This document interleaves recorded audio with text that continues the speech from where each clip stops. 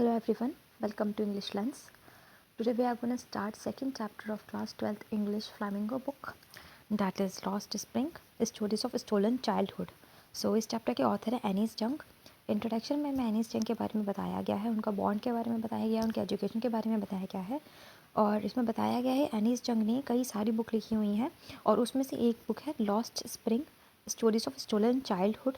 सो ये जो हमारा चैप्टर है ये इसी बुक का एक एक्सर्प्ट है, जिस बुक में हमें वो बताती हैं कि उन्होंने जो एनालाइज़ किया है पॉवर्टी से रिलेटेड जो ट्रेडिशंस होते हैं और पॉवर्टी से ही जो बच्चों की लाइफ में एक्सप्लॉयटेशन होता है या एजुकेशन वो नहीं ले पाते हैं उसके बारे में बताया गया है. Now let's proceed with the chapter. So इस चैप्टर का फर्स्ट पार्ट है sometimes I find a rupee in the garbage.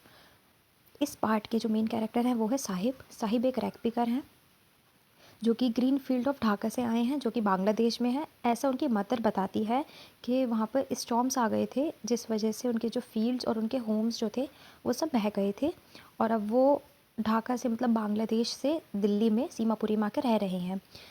Chapter start होता है, जो ऑथर हैं वो साहिब से पूछती हैं कि तुम ये काम क्यों करते हो. यहाँ पर ये काम से मतलब है तुम रैक पिकिंग क्यों करते हो.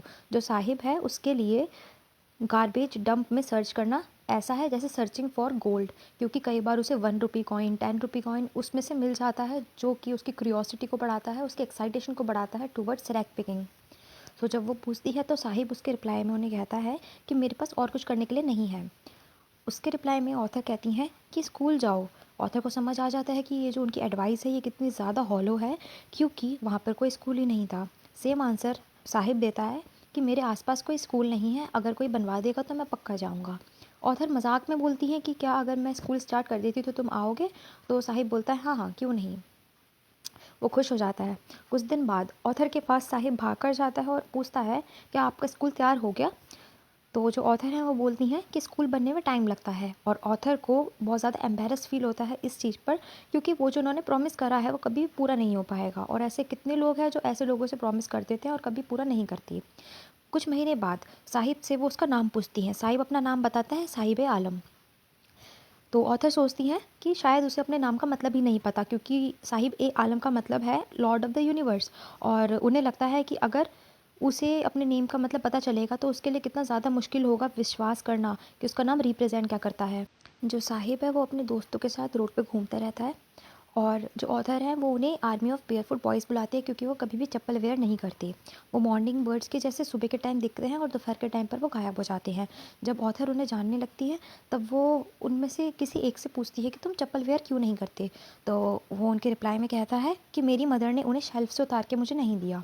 तो दूसरा कमेंट करता है इसी बात पर, जिसने खुद ने उल्टे शूज़ पहने होते जो कि मैच नहीं कर रहे थे, मतलब दोनों शूज़ अलग अलग पहने हुए थे. तो वो रिप्लाई करता है कि अगर उसकी मदर उसे शेल्फ से शूज़ उतार के भी दे देती वो तब भी नहीं पहनता. फिर एक तीसरा बॉय बोलता है कि मुझे शूज़ चाहिए. ये वो बॉय बोलता है जिसने अपनी लाइफ में कभी भी एक पेयर ऑफ शूज़ ओन ही नहीं करा. फिर ऑथर बताती है कि जैसे वो कंट्री टू कंट्री ट्रैवल करती हैं तो उन्होंने बच्चे देखे हैं कई सारे जो कि बिना चप्पलों के रहते हैं सिटीज़ में, विलेजेस में. ये इस वजह से नहीं क्योंकि उनके पास पैसों की कमी है, लेकिन ये एक ट्रेडिशन बन चुका है बेयरफुट रहने का. और ये एक्सप्लेन करता है उनकी परपेचुअल स्टेट ऑफ पॉवर्टी, मतलब ऐसी स्टेट जो कि बहुत टाइम पुरानी हो चुकी है, मतलब बहुत टाइम से पॉवर्टी चलती आ रही है. फिर ऑथर को एक स्टोरी याद आती जो कि उडीपी से एक मैन ने उन्हें बताई थी कि एज अ यंग बॉय वो जब स्कूल जाते थे उनके स्कूल के पास में एक टेम्पल था जहाँ पर उनके पापा पुजारी थे. तो वो स्कूल जाते टाइम उस मंदिर में रुका करते थे और प्रे करते थे for a pair of shoes. 30 साल बाद जब वो टाउन वापस विजिट करती हैं ऑथर, वो देखती हैं कि ये वहाँ पर प्रीस्ट आ चुके हैं, रेड और वाइट कलर की प्लास्टिक चेयर आ चुकी हैं. एक यंग बॉय जिसने ग्रे कलर की यूनिफॉर्म पहनी हुई थी, सॉक्स पहने हुए थे, शूज़ पहने हुए थे, वो भागते हुए आता है, अपना जो बैग है वो फोल्डिंग पर फेंक देता है. और फिर उन्हें ऑथर को याद आता है कि जो प्रेयर किसी और बॉय ने करी थी फॉर पेयर ऑफ शूज़ वो पूरी हो चुकी है, भगवान ने उनकी सुन ली है और अब वो उन शूज़ को कभी भी छोड़ना नहीं चाहते. लेकिन अब वो सोचती हैं कि जो प्रीस्ट के सन हैं उनके पास शूज़ हैं, लेकिन जो मेरे नेबरहुड में रैक पिकर्स हैं उनके पास शूज़ नहीं हैं. इस पैराग्राफ में बताया जाता है कि जो सीमापुरी है जो दिल्ली के अंदर है, मतलब जो ढाका से लोग आए हुए हैं वहाँ पे कंडीशन कैसी है. जो सीमापुरी है वो है तो दिल्ली में ही, लेकिन दिल्ली से बहुत दूर है. क्यों, ये मेटाफोरिकली यहाँ पे बोला गया है क्योंकि दिल्ली बहुत ज़्यादा डेवलप्ड है in terms of infrastructure, buildings या फिर बहुत सारी चीज़ों से देखा जाए तो जो दिल्ली है वो काफ़ी आगे है और जो सीमापुरी है जो कि दिल्ली के अंदर ही है वो बहुत ज़्यादा अलग है। कैसे? क्योंकि वहाँ पे जो घर बने हुए हैं वो मड के बने हुए हैं, जो रूफ़ हैं वो टारपोलिन के हैं, टिन के हैं। वहाँ पे सीवेज की कमी है, ड्रेनेज की कमी है और रनिंग वाटर की।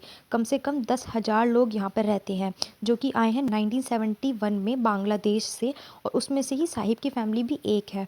उस टाइम पे सीमापुरी की जो कंडीशन थी वो बहुत ज़्यादा बुरी थी और अब भी वो ऐसी है, लेकिन अब वो जगह खाली नहीं है। अब 10,000 से भी ज़्यादा रैग पिकर वहाँ पे रहते हैं। 30 सालों से भी ज़्यादा हो गए उन्हें रहते हुए यहाँ पर, लेकिन बिना किसी परमिशन के। उनकी कोई भी आइडेंटिटी नहीं है, सिर्फ उनके पास नेम है उनके वोटर लिस्ट में। वोटर लिस्ट से नेम में वो ग्रेन को खरीद सकते हैं। एनिस जंग वहाँ पे रहने वाली किसी एक लेडी से पूछती हैं कि आप ग्रीन फील्ड्स और वहाँ के जो रिवर्स हैं उन्हें छोड़कर, इतने अच्छे लैंड को छोड़कर यहाँ पे क्यों आए हैं? तब वो उसके रिप्लाई में कहती हैं कि जो खाना है उनके लिए वो ज़्यादा इंपॉर्टेंट है for survival than their identity. क्योंकि अगर वो दिन के एंड में अपनी फैमिली का पेट भर पा रहे हैं, पेट भर के सो पा रहे हैं, तो वो उनके लिए ज़्यादा अच्छा है इंस्टेड ऑफ उस फील्ड में रहना जो उन्हें कोई भी ग्रेन नहीं देती। ग्रुप ऑफ वुमेन ये रिप्लाई करती हैं जिन्होंने खुद ने फटी हुई साड़ी पहन रखी होती है। उसके बाद वो बताती हैं कि सीमापुरी में रहने का मतलब है रैग पिकिंग करना, और बहुत साल हो चुके हैं ये करते हुए, इस वजह से वो उनके लिए एक फाइन आर्ट बन चुकी है। उसी से उनका घर चलता है, मतलब मीन्स ऑफ सर्वाइवल है। जो उनके ऊपर छत है, चाहे वो लीक क्यों ना करती हो, लेकिन वो उनके रहने की जगह है। जो साहिब है वो बताता है कि कभी कभी उसे गार्बेज में से 1 रुपये कॉइन भी मिल जाता है, कभी कभी 10 रुपीज़ कॉइन भी मिल जाता है। वो बताता है कि अगर मुझे कभी सिल्वर कॉइन भी मिल जाता है उस हीप ऑफ गार्बेज में से, तब भी मैं सर्च करना स्टॉप नहीं करूँगा, क्योंकि ये मेरे लिए एक्साइटिंग थिंग है, ये मेरी एडवेंचर को बढ़ाती है, ये मेरी क्यूरियोसिटी को बढ़ाती है टुवर्ड्स रैग पिकिंग। फिर ऑथर बताती हैं कि चिल्ड्रन के लिए गार्बेज का मतलब अलग है देन पेरेंट्स। चिल्ड्रन के लिए वो रैप्ड इन वंडर है, मतलब बहुत ज़्यादा एक्साइटिंग सा है, और बड़ों के लिए, एल्डर्स के लिए वो मीन्स ऑफ सर्वाइवल है।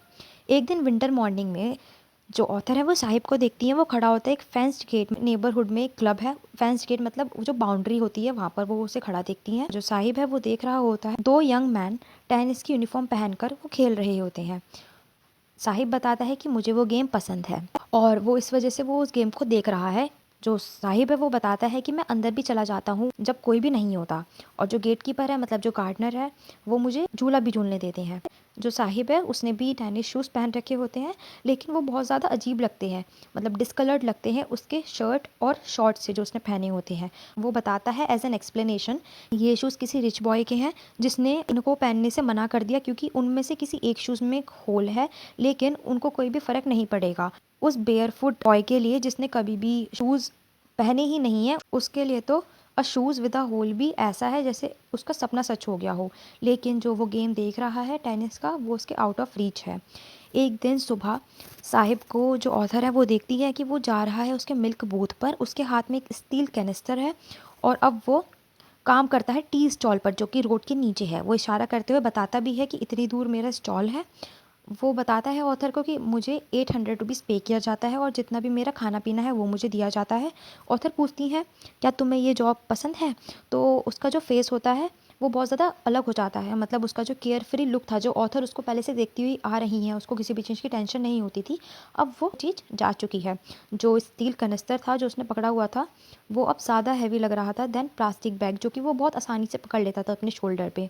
जो बैग था वो उसके खुद का था, लेकिन जो कैनिस्टर है वो उसका है, जो ओनर है मिल्क बूथ का। जो साहिब है अब वो अपना खुद का मास्टर नहीं रहा, वो किसी और के अंडर काम कर रहा है और उसे उस ओनर के हिसाब से ही चलना पड़ेगा। इस वजह से ही उसका केयर फ्री लुक भी चला जाता है। तो ये चैप्टर यहीं फिनिश होता है। If you understand the first part of this chapter, please like and subscribe to my channel. Thank you.